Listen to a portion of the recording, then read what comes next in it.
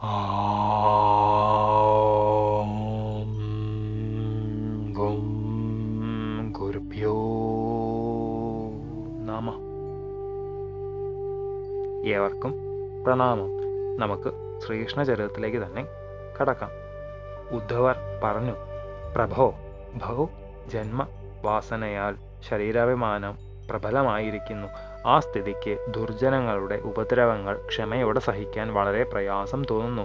അവിടുത്തെ പാദഭക്തന്മാരായ മഹാത്മാക്കൾക്ക് ഒരുപക്ഷെ അത് സാധ്യമായേക്കാം. ഇവനെപ്പോലെയുള്ളവർക്ക് ദുസ്സാധ്യം തന്നെയാണ്. അതിനാൽ അത്രത്തോളം സഹനശക്തി ഉണ്ടാകാനുള്ള മാർഗവും പറഞ്ഞു തരേണമേ. ശ്രീ ഭഗവാൻ പറഞ്ഞു, ഉദ്ധവ, നീ പറഞ്ഞത് എത്രയും ശരിയാണ്. ദുർജനങ്ങളുടെ ദുർവാഗ്ബാണങ്ങൾ തറച്ച മനസ്സിനെ പൊറുപ്പിക്കാൻ പ്രാപ്തരായ മഹാത്മാക്കൾ ഈ ലോകത്തിലില്ലെന്ന് വേണം പറയുവാൻ. ദുർവാക്കുകൾ കൂരമ്പുകളേക്കാൾ കഠിനമായി ഹൃദയം പിളർക്കും. എന്നാലും അവയെ സഹിക്കാൻ പ്രയത്നിക്കേണ്ടത് തന്നെ. പ്രയത്നിക്കും തോറും എൻ്റെ കാരുണ്യത്താൽ സഹനശക്തി വർദ്ധിച്ചു വരും. ദൃഷ്ടാന്തമായി ഒരു കഥ പറയാം. അവന്തി രാജ്യത്തിൽ ധനികനായ ഒരു ബ്രാഹ്മണൻ ഉണ്ടായിരുന്നു. അയാൾ അതികാമിയും അതിക്രോധിയും അതിലുബ്ധനുമായിരുന്നു. ഭാര്യ, പുത്രാദികൾക്കോ ബന്ധുക്കൾക്കോ ഒന്നും തന്നെ കൊടുത്തില്ല. ഗൃഹത്തിൽ വരുന്ന അതിഥികളോട് ഒരു നല്ല വാക്കുപോലും പറഞ്ഞില്ല. എന്നാൽ താനെങ്കിലും വേണ്ടതുപോലെ അനുഭവിച്ചോ? അതും ഇല്ല. അങ്ങനെയുള്ളവരുടെ വീടാണല്ലോ ശൂന്യഗൃഹം എന്ന് പറയുന്നത്.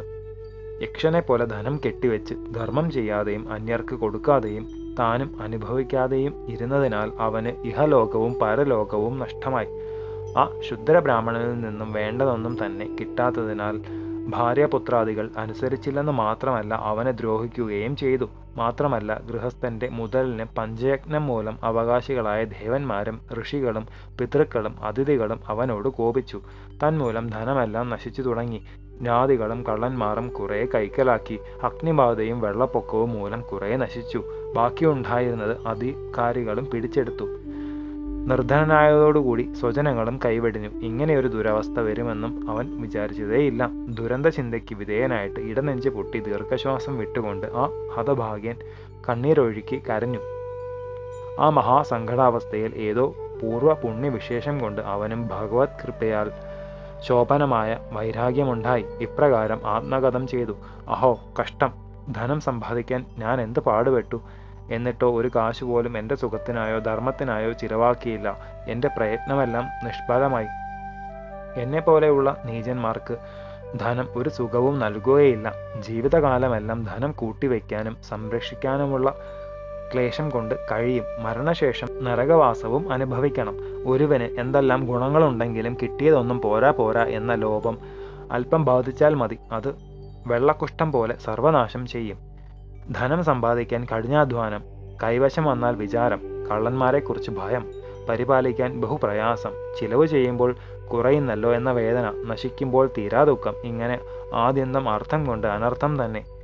ധനാശ പിടിപെട്ടാൽ മോഷ്ടിക്കും, നുണ പറയും, അന്യരെ വഞ്ചിക്കും, ഇനിയും വേണമെന്ന തൃഷ്ടിയും കിട്ടാൻ തടസ്സം വന്നാൽ ക്രോധവും, ഉള്ള ധനത്തെപ്പറ്റി ഗർവവും, സ്വജനങ്ങളിൽ പോലും അവിശ്വാസവും, മറ്റു ധനികരിൽ അസൂയയും എന്നു വേണ്ട അനർത്ഥങ്ങളുടെ ഒരു പരമ്പര തന്നെ ഉണ്ടാകും. നന്മ വരണമെന്നുള്ളവർ ധനാശയെ ദൂരെ പരിത്യജിക്കണം. ദേവന്മാർ പോലും കൊതിക്കുന്ന മനുഷ്യജന്മവും അതിലും ഉത്തമമായ ബ്രാഹ്മണ ജന്മവും ലഭിച്ചിട്ടും ശ്രേയസ്സിനായി ശ്രമിക്കാതെ ഞാൻ ജീവിതം കളഞ്ഞു കുളിച്ചല്ലോ. എന്നെ സ്വീകരിക്കാൻ ഘോര നരകം കാത്തിരിക്കുകയാണ്. ആർക്കും കൊടുക്കാതെ നിധി കാക്കുന്ന ഭൂതം പോലെ ധനം കെട്ടി സൂക്ഷിക്കുന്നവൻ നരകത്തിൽ എന്തെന്തു യാതനകൾ അനുഭവിക്കുകയില്ല. എൻ്റെ ജീവിതം ധനത്തിനായി തുലച്ചു. ആയുസ്സും അവസാനിക്കാറായി. ജഡനായ ഞാൻ ഇനി എന്തു നേടാനാണ്? ഞാൻ മാത്രമല്ല, മഹാപണ്ഡിതന്മാർ പോലും ധനാശ വശപ്പെട്ട് ജീവിതം പാഴാക്കുന്നത് കാണുമ്പോൾ ഭഗവാൻ മായയെ നമസ്കരിച്ച് പോവുകയാണ്. മരണത്തിൻ്റെ വായിൽപ്പെട്ടവന് ധനം എന്ത് സുഖം കൊടുക്കും? എങ്കിലും ഞാൻ ഭാഗ്യവാൻ തന്നെ. ശ്രീഹരി പ്രസാദിച്ച് ഈ അന്ത്യകാലത്തിലെങ്കിലും വൈരാഗ്യം തന്നുവല്ലോ. അത് സംസാരസാഗര തരണത്തിനുള്ള കപ്പലാണ്. ഇനി ഞാൻ ആയുസ്സുള്ളിടത്തോളം കാലം ഒരാശയം കൂടാതെ ആത്മതൃപ്തനായി ഭഗവത് ഭജനം ചെയ്ത് കാലം കഴിക്കും. സർവേശ്വരൻ അതിന്ന് അനുഗ്രഹിക്കണം. ഖഡ്വാങ്കൻ ഒരു മുദ്രത്വം കൊണ്ട് പരമപദം പ്രാപിച്ചില്ലേ? അതുകൊണ്ട് നിരാശപ്പെടേണ്ട കാര്യമില്ല. ഈശ്വരകാരുണ്യമുണ്ടെങ്കിൽ എനിക്കും സദ്ഗതി കിട്ടും. ഇപ്രകാരം ദൃഢനിശ്ചയം ചെയ്ത് ബ്രാഹ്മണൻ ശാന്തനായി ഒരു മുനിയായി ഭവിച്ചു. ദേഹഭാവനയെ വേരറുത്ത് ആരാലും അറിയപ്പെടാതെ നാടെങ്ങും സഞ്ചരിച്ചു. ഭിക്ഷയ്ക്ക് മാത്രം ഗ്രാമങ്ങളിൽ പ്രവേശിക്കും. പടുവൃദ്ധനായ അവധൂതനെ കണ്ടാൽ ദുർജനങ്ങൾ വെറുതെ വിടുമോ? അവർ ആ സാധുവിനെ പല വിധത്തിൽ ദ്രോഹിച്ചു. കിട്ടിയ ഭിക്ഷ അയാൾ ഭുജിക്കാൻ തുടങ്ങുമ്പോൾ അവർ ദണ്ഡും ജപമാലയും ജലപാത്രവും തട്ടിത്തെറിപ്പിക്കും. തിരിച്ചു കൊടുക്കുന്നത് പോലെ ആംഗ്യം കാട്ടും. ഭിക്ഷു കൈ നീട്ടിയാൽ കൊടുക്കുകയില്ല. ചില പാപികൾ ഭക്ഷണത്തിൽ മൂത്രം വീഴ്ത്തി, ചിലർ തലയിൽ തുപ്പി. ഭിക്ഷു എല്ലാം സഹിച്ചുകൊണ്ട് മിണ്ടാതിരുന്നു. അപ്പോൾ സംസാരിപ്പിക്കാനായി അവർ ദണ്ഡിച്ചു തുടങ്ങി. പിടിച്ചുകെട്ടി.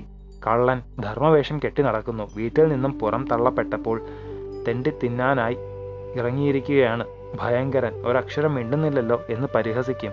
ഇങ്ങനെ ആ സാധുവിനെ ഒരു കളിക്കോപ്പെന്ന പോലെ കളിപ്പിച്ചു. അതിനിടയ്ക്ക് ചില രോഗങ്ങളും ബാധിച്ചു. ശീതോഷ്ണാദി കാലാവസ്ഥകളും ഉപദ്രവിച്ചു. എന്തു തന്നെ സങ്കടങ്ങൾ വന്നാലും എല്ലാം തൻ്റെ പ്രാരബ്ധ ബലമാണ്, ക്ഷമാപൂർവം സഹിക്കേണ്ടത് തന്നെ എന്ന ദൃഢനിശ്ചയത്തോടു കൂടി സഞ്ചരിച്ചു. ധർമ്മബുദ്ധിയും സഹനശീലവും സത്വഗുണവും പ്രതിക്ഷണം വർദ്ധിച്ചു. പരോപദ്രവത്താൽ ശരീരം തളർന്നപ്പോഴും ഭിക്ഷു ഇപ്രകാരം ഗാനം ചെയ്തു: എൻ്റെ സുഖദുഃഖങ്ങൾക്ക് കാരണം ജനങ്ങളോ ദേവതകളോ ആത്മാവോ നവഗ്രഹങ്ങളോ കർമ്മമോ കാലമോ ഒന്നുമല്ല, എൻ്റെ മനസ്സു തന്നെയാണ് കാരണം. മനസ്സ് ഗുണദോഷങ്ങളെ കൽപ്പിക്കുന്നു. മനസ്സിൽ നിന്നും സാത്വിക രാജസ താമസ കർമ്മങ്ങൾ ഉണ്ടാക്കുന്നു. ആ കർമ്മങ്ങൾക്കനുസരിച്ച് സുഖദുഃഖങ്ങൾ അനുഭവിക്കേണ്ടി വരുന്നു. മനസ്സാണ് സംസാര ചക്രം തിരിക്കുന്നത്. ജീവാത്മാവായ ഞാൻ മനസ്സിനോടുള്ള അധ്യാസഹേതുവാൽ എനിക്കൊരു ബന്ധവുമില്ലാത്ത സംസാരത്തെ ചുമക്കുന്നു. ദാനം, ധർമ്മം, യമം, നിയമം, അധ്യയനം, സത്കർമ്മം, വ്രതം എന്നിവയുടെയെല്ലാം ലക്ഷ്യം മനോനിഗ്രഹം മാത്രമാണ്. യോഗങ്ങളുടെ ഉത്കൃഷ്ടഫലം മനഃശാന്തിയാണ്. മനസ്സ് പ്രശാന്തവും സമാഹിതവുമായി കഴിഞ്ഞാൽ പിന്നെ ദാനവ്രതാദികളുടെ ആവശ്യമില്ല. മനസ്സടങ്ങുന്നില്ലെങ്കിലോ അവ ചെയ്തിട്ടും ഒരു ഫലവുമില്ല. മനസ്സ് ഒന്നിൻ്റെയും അധീനത്തിലല്ല. സർവേന്ദ്രിയങ്ങളും മനസ്സിന് അതീതമാണ്. ഭയങ്കരനായ മനസ്സിനെ ജയിച്ചാൽ മറ്റെല്ലാത്തിനെയും ജയിച്ചതു തന്നെ. എന്നാൽ അത്ര എളുപ്പം ജയിക്കാവുന്ന ഒന്നല്ല മനസ്സ്. അസഹ്യവും മർമ്മഭേദവുമായ മനസ്സിൻ്റെ ശക്തി ഓർക്കുമ്പോൾ ഭയമാകുന്നു. മനസ്സിനെ ജയിച്ചവൻ തന്നെ ധീരൻ. മനസ്സാണ് ശത്രുക്കളെ മുറയ്ക്ക് സൃഷ്ടിക്കുന്നത്. ശത്രുവായ മനസ്സിനെ ജയിക്കാതെ മനസ്സിൻ്റെ അടിമയായിരുന്നു കൊണ്ട് മറ്റുള്ളവരോട് പടവെട്ടുന്നത് മൂർഖതയാണ്. മനസ്സിനെ അടക്കിയാൽ പിന്നെ ശത്രുക്കളെ ഇല്ല. ഇതറിയാതെ മനക്കൽപ്പിതമായ ദേഹത്തിൽ അഭിമാനിച്ച് അവിവേകി വെറുതെ സംസാരത്തിൽപ്പെട്ട് ഭ്രമിക്കുന്നു. ശേഷം ചരിതം നമുക്ക് അടുത്ത ഭാഗത്തിലൂടെ കാണാം. ഗുരുപാദങ്ങളിൽ സാഷ്ടാംഗ പ്രണാമത്തോടെ നമസ്കാരം.